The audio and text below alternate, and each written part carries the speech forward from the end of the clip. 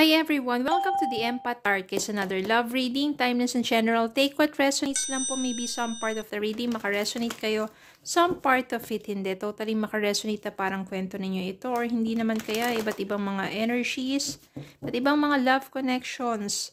Tingnan natin ngayon kung ano yung ating mababasa, ano kaya yung mga gabay, ano kayang kwento ito, ano yung mga gabay at mga aral sa buhay, pag-ibig, and life in general na rin. Since January ngayon, mahaba pa ang taon na ito. Meron pang pag-asa. Palagi namang may pag-asa sa buhay.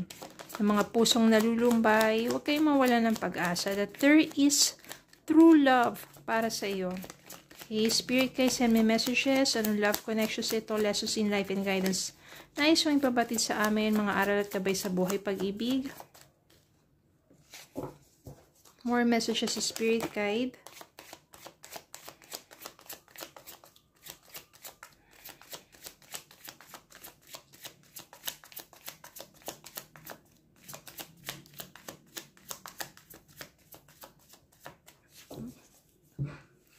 Okay. 10 of Cups. 2 of Pentacles. 7 of Wands. 9 of Swords. Judgment. 10 of Swords. 10 of Wands, 7 of Cups. Lumabas yung tatlong 10. 10 of Cups, 10 of Swords, 10 of Wands. Well, 10 of Swords at saka 10 of Wands, ito yung mga energy na sabihin natin mabibigat. Yung 10 of Cups dito, hindi lang lumabas dito yung 10 of Pentacles. Pero yung 10 of Cups means there is so much love and joy. Okay, pero ano ba talaga nangyari dito? Nagkaroon kayo ng natapos sa inyong relasyon ng person mo. 10 of Swords dito kasi you feel so much betrayed. No, pakiramdam mo dito at saka sobra-sobra na talagang talikod na paulit-ulit kang niloko ng person mo, paulit-ulit kang, paulit-ulit na sinaksak sa likod. Hanggang hindi mo na talaga makayanan because 10 of Wands dito, bit-bit mo talaga yung burden, bit-bit mo talaga yung hirap, yung bigat ng inyong relasyon. Kaya naman, siguro mas minabuti nang tapusin na lang ang inyong relasyon ng person mo. Meron ditong judgment. Ikaw na siguro yung para talagang natauhan. Para sigurong matagal na sinasabi sa'yo ng pamilya mo, ng kaibigan mo na etong taong to, ang dami niyang ginagawang kalokohan, ang dami niyang pagsisinungaling sa'yo, pero hindi ka naniniwala kasi in denial ka. Kasi pinipilit mo siya sa sarili mo na hindi totoo yun. Nagde-deny ka pa rin. Pero, eventually, judgment dito, ikaw na mismo, siguro, napatunayan mo na ganun talaga. Tsaka iba iba kasi yung pakiramdam kapag yung isang pagsasama ay yung mabigat, yung sa kalooban mo, hindi ka panatag. Yung isipan mo, yung damdamin mo, hindi panatag. Because your person is not honest with you. Pero mabuti na lang, ikaw na yung nagkaroon ng, sabihin natin dito, yung judgment sa sitwasyon ninyo ng person mo, ikaw na mismo yung, sabihin natin dito, na ikaw na mismo yung namulat sa katotohanan. Kaya, mahirap para sa'yo, kasi syempre, nagmahala naman kayo, pero sa bandang huli, wala nang respeto Paulit-ulit na lang Ang maganda dito, nanatili kang lumaban sa buhay mo. You pursue your dream. You pursue your life. Kung ano man yung nais mo, yung goal mo sa buhay. You are being persistent na lumaban sa buhay mo. sa mga pagsubok na yan. Two of Pentacles dito, binabalanse mo lang yung oras mo, yung panahon mo, because you want to keep busy. Yung kailangan mo magpaka-busy para malimutan mo na siya eh. Kasi maya't maya sumasagi siya sa isipan mo. Ngayon, kapag itinutuon mo yung attention mo sa ibang bagay, nagiging busy ka, medyo na hindi kahit paano gumagaan-gaan. O yung mga panahon kasi na kapag ikaw lang mag-isa, wala kang ginagawa, bumabalik sa'yo yung alaala na yun. Yung sakit, yung hapdi, tapos napapaiyak ka na lang mag-isa. Pero dito, you keep yourself busy, para at least yung attention mo nababaling sa ibang bagay.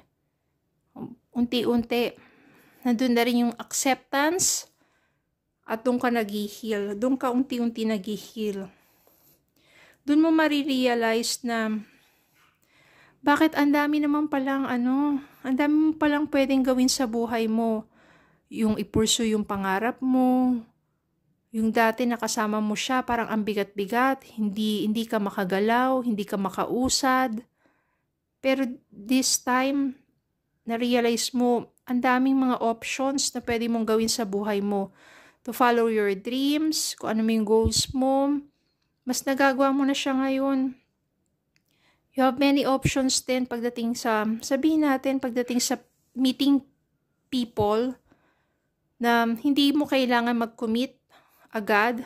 Mas maganda dito yung kinikilala mo muna sila, kinikilatis mo sila. Yung friends muna, ganun.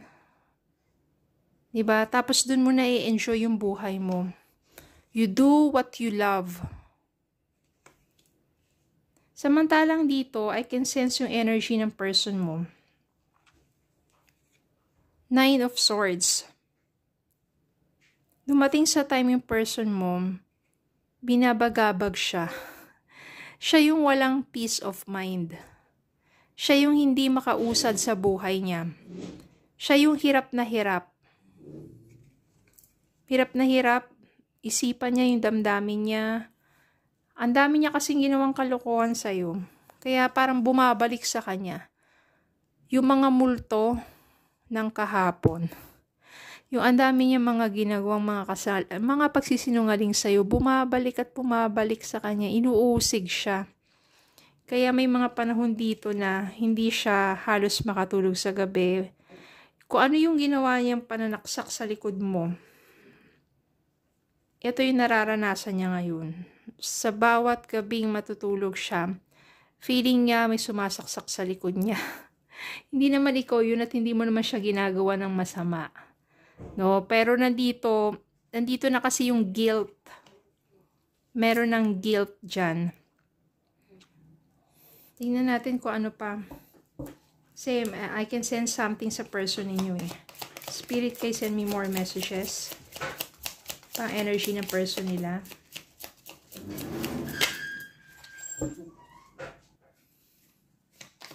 One more spirit guide. Ayan. Yan. Yung Wheel of Fortune dito, ito, sa energy mo to, ang ganda na ng ikot ng pamumuhay mo, oh. Ang ganda na. Pero yung Three of Pentacles dito, sa'yo din to, eh. Ang ganda kasi ng pakikitungo mo dun sa mga kasama mo. Pero yung Five of Wands dito, yung sa person mo, ang daming galit sa kanya. Ang dami niya kasi siguro mga, sabihin natin mga niloko rin. Ang dami. Maraming taong involved dito. Okay, Spirit guys, send me more messages.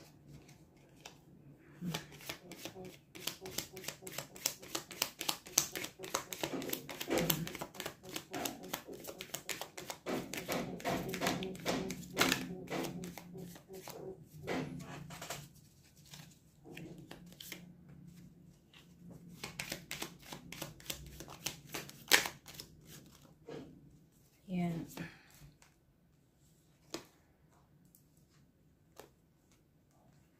Meron ditong Four of Wands. Alam mo yung gusto niya makipagbalikan sa'yo. tinangka niya na kausapin ka at gusto niya makipagbalikan. Pero I can sense here, Page of Pentacles, wala eh. Mas focus ka na sa sarili mo dun sa pagpapaunlad, pagpapayaman.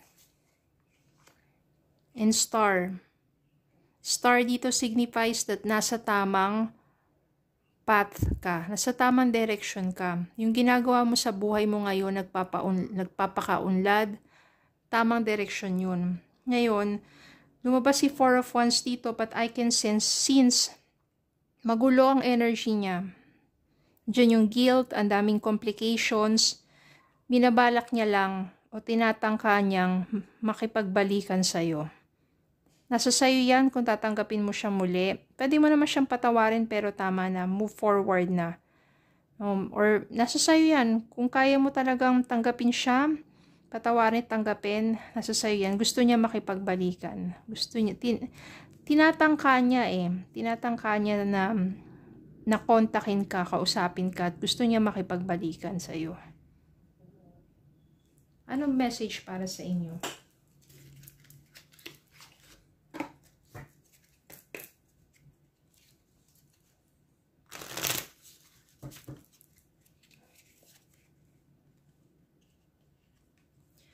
Be present. You will attract love by enjoying your life as it is. Wherever you are, be all there.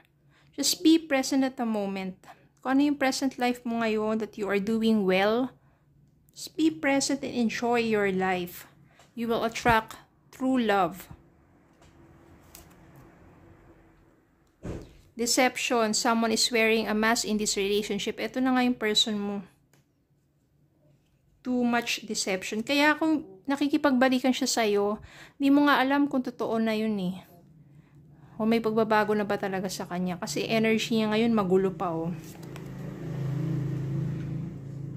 Keep the door open. Don't be focused on a closed door that you don't see the one switch open for you.